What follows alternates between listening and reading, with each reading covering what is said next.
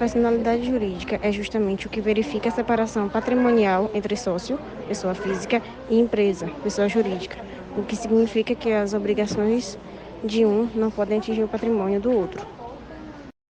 A desconsideração da personalidade jurídica na hipótese de subcapitalização do capital inicial consiste quando uma sociedade possui restrição de patrimônio dos seus sócios. Contudo, a personalidade jurídica da sociedade é desconsiderada para que o patrimônio dos sócios sirva para pagar as obrigações da sociedade. A subcapitalização constitui-se pela incompatibilidade entre o capital e a atividade social, o que pode justificar um pedido de desconsideração da personificação jurídica, aceitando a hipótese de que o capital social tem como verdadeira finalidade a assistência de terceiros. Diante dos direitos e obrigações que possui a pessoa jurídica e da possibilidade da pessoa proteger o patrimônio pessoal dos seus membros, a legislação processual vigente deve possuir êxito de resguardar os credores da sociedade da possibilidade de seus sócios ou administradores se beneficiarem de tal situação para beneficiamento próprio.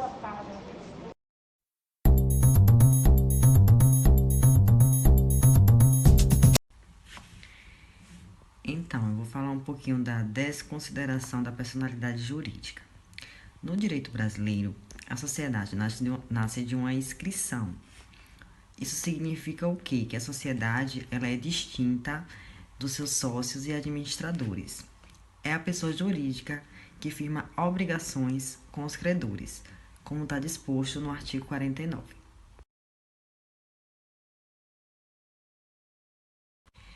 E por essa razão, a legislação foi quem criou a desconsideração da personalidade jurídica, que é a extensão da responsabilidade da pessoa jurídica para o sócio administrador.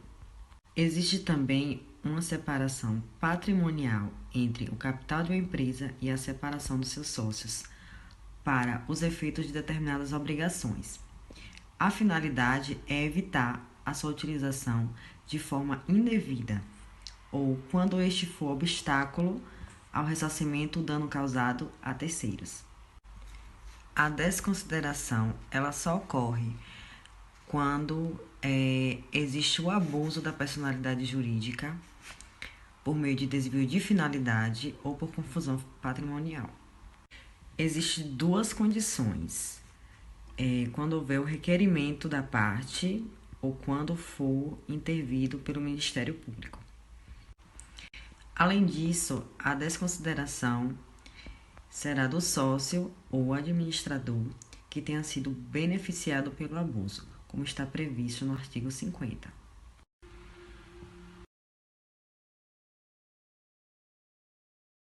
Nos requisitos da personalidade jurídica, é necessário que a sociedade ou associação ela seja personificada, na qual os sócios tenham responsabilidade limitada. Dando o exemplo da desconsideração da personalidade jurídica, é quando o credor tem algo a buscar na esfera patrimonial da pessoa jurídica e não consegue ter êxito nesse processo. Em teoria menor, temos o exemplo do Código do Consumidor, que prevê em seu artigo 5º que, em caso de prejuízo ao consumidor, pode-se desconsiderar a pessoa jurídica. Desse modo, basta que prover o prejuízo. A desconsideração da personalidade jurídica é um meio de garantir os direitos ou ressarcimentos dos credores, para que os mesmos não arquem com os prejuízos de uma empresa em que os sócios possam lesar a sociedade.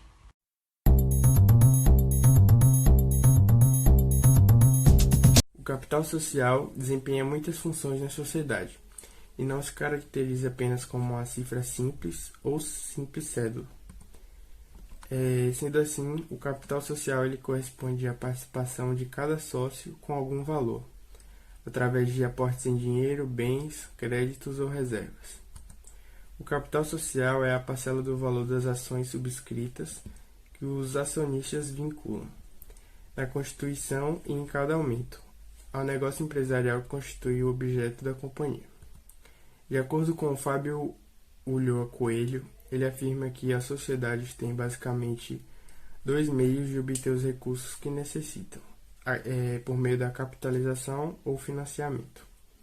Com a capitalização, a sociedade não tem o dever de restituir ou remunerar os sócios, mas com financiamento, a sociedade se torna devedora dos que prestam serviços e terá a obrigação de restituir com valores, sendo compreendido como uma medida de contribuição dos sócios, e o capital social acaba servindo de referência à sua força econômica, se atribuindo também a função de garantia dos credores. Nesse ponto, o patrimônio da sociedade que dá garantia ao credor, o recebimento ou não do seu crédito. E existem 3 princípios do capital social, sendo eles o princípio da intangibilidade, princípio da congruência e princípio da realidade. No princípio, existem 5 tipos de funções que são primordiais para que haja capital social. A primeira função é a de avaliação econômica da empresa, onde ela é relativizada pelo fato de que o capital social pode ser aumentado através da capitalização de lucros. Por exemplo, havendo estabilidade monetária, o capital social, se não corrigido, se desvalorizará em relação a outros ativos ingressados posteriormente. A segunda função é a de medida de responsabilidade dos sócios. O artigo 1052 do Código Civil determina que a responsabilidade do sócio é restrita ao valor das suas cotas, mas todos respondem solidariamente pela integração do capital social. A terceira função é a de produtividade do capital social, que decorre de o ativo corresponder à contrapartida dos sócios. Pode ser amplamente utilizado na atividade produtiva, visando a consecução do seu fim social. Na quarta função é a de garantia, sendo a principal função do capital social. Nela, só podemos falar de garantia para os credores somente com a separação patrimonial da sociedade em relação aos seus sócios e somente se o capital social traduzir de modo fiel o valor da cifra contabilizada. Isso for suficiente para a consecução do objeto social. Contudo, se trata de uma garantia indireta, pois o capital social não se confunde com o patrimônio da sociedade. A quinta função é a de distribuição do poder societário. Se trata de uma função interna, ganha relevância quando se trata de aumento de capital, tendo em vista a proteção de sócios minoritários. É a razão pela qual existem as normas que definem os direitos dos sócios. Em princípio, o direito de opção à subscrição de novas ações. Para as sociedades empresárias, o montante capital que cada sócio aporta acaba por estabelecer o poder de cada um. Essa função não se aplica em caso de cooperativa.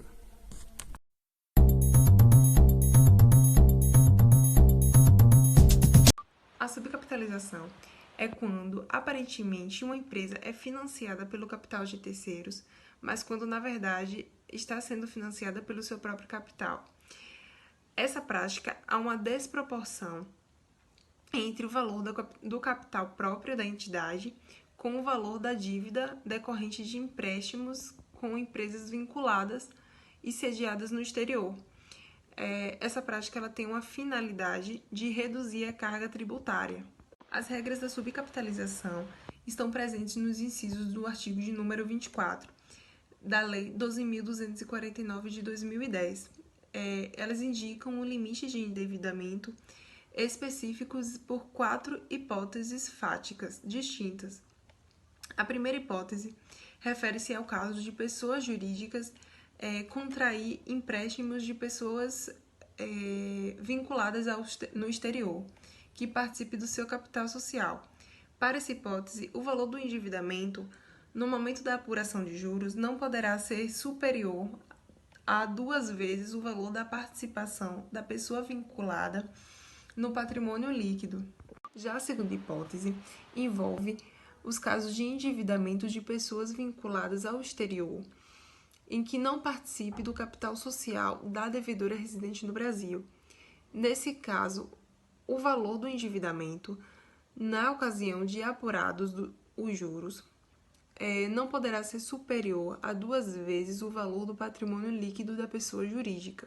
A terceira hipótese envolve a pluralidade de endividamentos. Para esse cenário, o valor do somatório dos endividamentos da pessoa jurídica brasileira com todas as pessoas vinculadas estrangeiras não pode ser superior a 2 vezes a soma dos valores das participações de todas as vinculadas no patrimônio líquido daquela. Com isso, a terceira hipótese não pode ser aplicada a casos em que todas as dívidas são contraídas por pessoas vinculadas no exterior, que não participem diretamente do capital da devedora brasileira. Não fosse essa exceção, qualquer despesa dos juros seria indutíveis.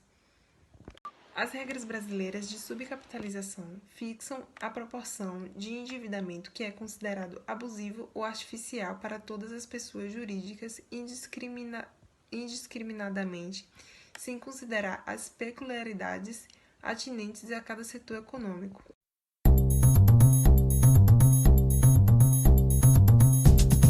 O desenvolvimento do estudo proporcionou a análise da desconsideração da personalidade jurídica na hipótese da subcapitalização da capital inicial, obtendo conceito em relação ao ordenamento jurídico de como agir diante dos sócios em função do seu comportamento. Apesar do posto da capital social tutelar terceiros, é ele que aponta se a empresa possui as condições de realizar o objeto social com a devida segurança para terceiros ou para sua própria atividade.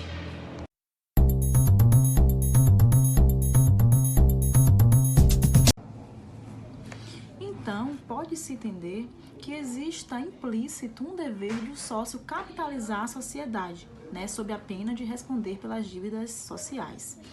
Sendo assim, a subcapitalização deve ser considerada como um fundamento para a aplicação da teoria da desconsideração no direito brasileiro. Mas, para que ocorra essa desconsideração da personalidade jurídica, é necessário que exista o abuso dela, que se dá por meio de desvio de finalidade ou por confusão patrimonial.